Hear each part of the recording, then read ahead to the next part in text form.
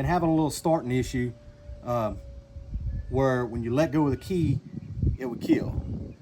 And then on about the 4th or 5th try, it would crank up and run. So it's getting really aggravating. So we narrowed it down, found out it's the ignition switch.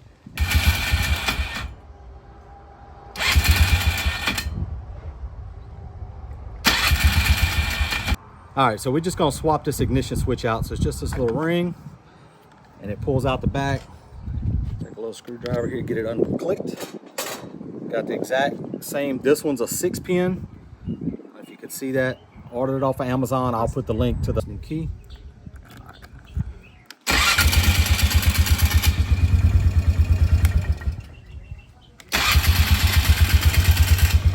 So that was the whole problem all along. We went through, changed the switch, about $15 on Amazon, like a brand new one. Thank you for watching Crocs and Socks. We'll catch you on the next one.